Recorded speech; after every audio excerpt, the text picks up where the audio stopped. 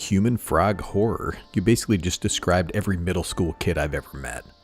Man, I put together a quick list on this commander, just a $100 budget list using many of the cards I talk about below, and it is terribly powerful. This commander is no joke. We got Thalia and the Gitrog monster. 1 white, black, and a green for a legendary creature, human frog horror. It's a 4/4 with first strike and death touch. You may play an additional land on each of your turns. Creatures and non-basic lands your opponents control enter the battlefield tapped. Whenever Thalia and Gitrog monster attacks, sacrifice a creature or land, then draw a card.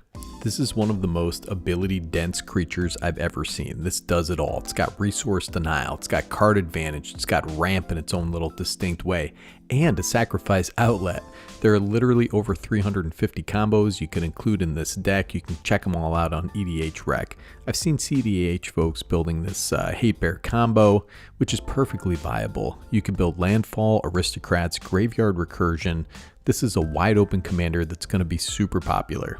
So with those 5 unique abilities, we have a lot of options, and that can be intimidating, daunting, and confusing for commander deck builders, especially somebody who might be new to the game. But don't worry out there, buddies. Old Nick G is here to demystify all that with a bunch of cards to consider. And as always, if you find this useful, hit those buttons, leave a comment. I can read in the night in my bathrobe drinking a warm glass of milk. Alright, let's dive in. We got old Ernie over here, the Gloomstalker. 2 and a green for a legendary creature, Halfling Ranger. It's a 3/3 with Death Touch. Whenever Aranis Gloomstalker attacks, return target land card from your graveyard to the battlefield.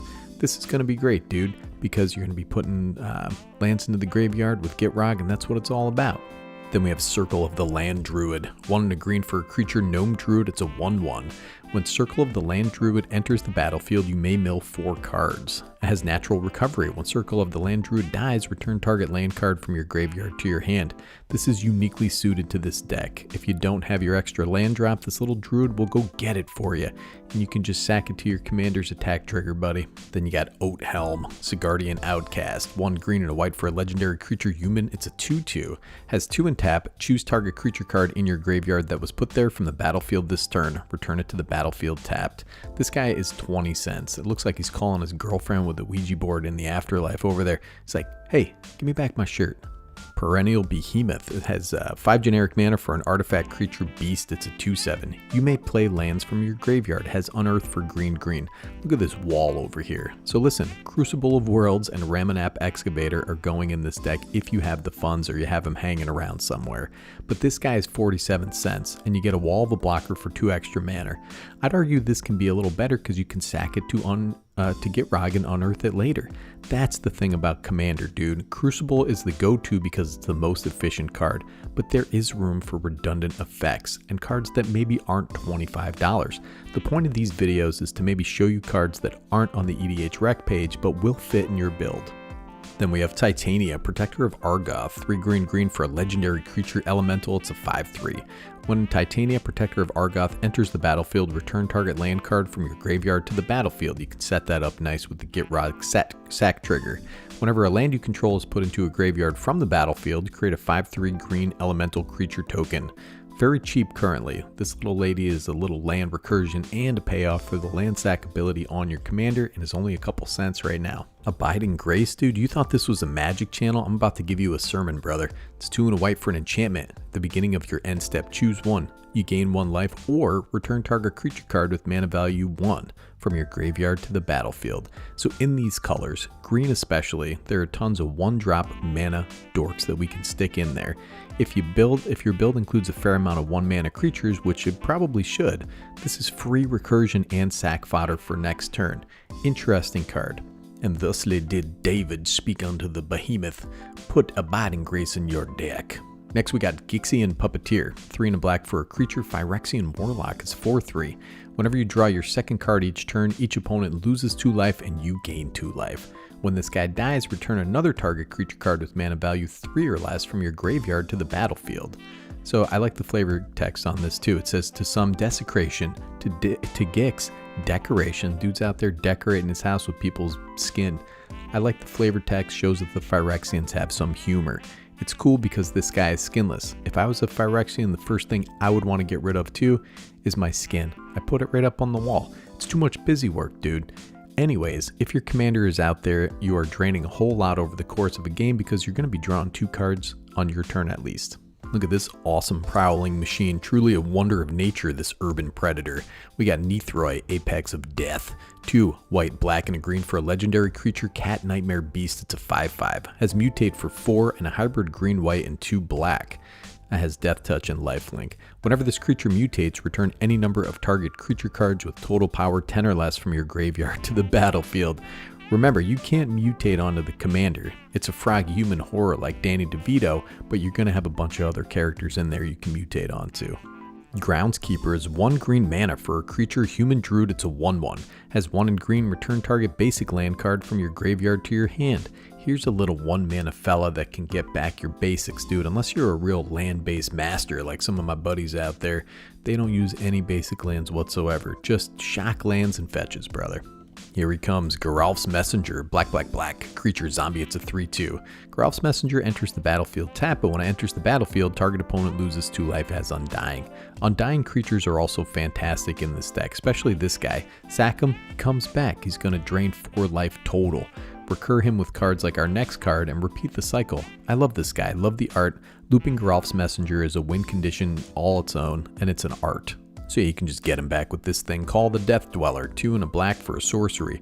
Return up to 2 target creature cards with total mana value 3 or less from your graveyard to the battlefield. Put a Death Touch counter on either of them, then put a Menace counter on either of them.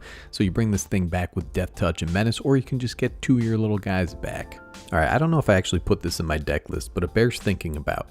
You have cards like Nature's Way, 1 and a green for a sorcery. Target creature you control gains Vigilance and Trample until end of turn. It deals damage equal to its power to target creature you don't control. Okay, this commander has native Death Touch, right?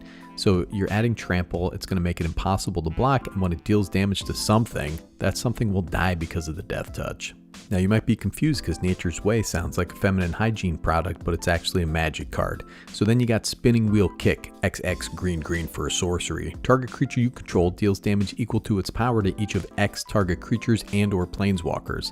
Most likely you won't be able to kill the whole table with this, but 8 mana is not unrealistic in a deck where you're putting extra lands and mana dorks out every turn, hopefully.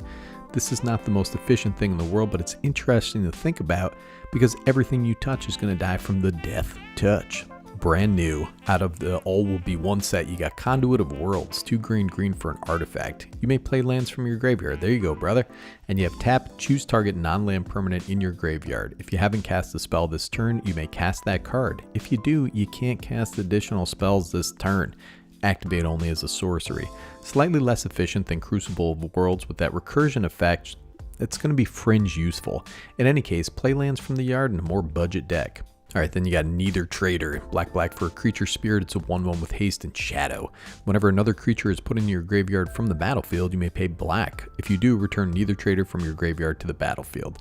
This is kind of emblematic of some self-recurring creatures that can be really awesome in this deck. Neither Trader is just an amorphous fellow with a big old claw waiting for you to put down the cheeseburger and play some Magic the Gathering, dude. Twilight Shepherd, 3 white white white for a creature angel, to 5/5 with flying and vigilance. When it enters the battlefield, return to your hand all cards in your graveyard that were put there from the battlefield this turn. Has persist, right? So 80 cents for this beauty. This is great in a deck where you're sacrificing creatures. Persist in general is really good in this deck. You get hit with a board wipe when this is out. They're all coming back. Alright, one last really cool angel. You got a Darkar Valkyrie. 4 white white for a snow creature angel, to 4/5 with flying and vigilance. Has tap. When target creature other than a Darkar Valkyrie dies this turn, return that card to the battlefield under your control. This thing can attack without tapping because it's got vigilance. So if the old Gitrog sacks a guy, I mean, come on, dude. Beautiful and terrible, just like Martha Stewart, buddy. Alright. Attack with Gitrog, sack whatever, tap in response and bring it back, dude. Sweet angel for your budget decks. I love this guy, but there's too many S sounds in his name. Zask, Skittering Swarmlord, 3 green green for a legendary creature insect, it's a 5/5. You may play lands and cast insect spells from your graveyard. Whenever another insect you control dies, blah blah blah, I'm not going to read the rest of it. You can play lands from your graveyard. One last lands from graveyard, dude. This was recently printed into Jumpstart 2022. It's about $3 or so. And also it's a big fat beater that can convert extra mana into Death Touch Pump. Alright, hear me out on this one. You got the Royal Assassin, 1 black for a creature, human assassin, it's a 1/1. Has tap, destroy target tapped creature. Creatures your opponents control enter the battlefield tapped from your commander. I mean, would you play a creature into this guy? This acts as a deterrent, right? Don't look at the goofy art. This guy's just out there being a goth legend. Somebody's about to send this guy after Meghan Markle. Next up, we got Deathbringer Liege. This guy is giving you the finger from behind a tree, is that true? It's got 2 hybrid white and black for a creature horror, it's a 3/4. Other white creatures you control get +1/+1. Other black creatures you control get +1/+1. That effect is cumulative if it's both. Whenever you cast a white spell, you can tap down a creature. Whenever you cast a black spell, you may destroy target creature if it's tapped. Both of those things happen if you cast a black and white spell. This pumps our commander and our other creatures incidentally, but that last ability combined with the fact that our opponent's creatures enter tapped is a really decent argument for inclusion.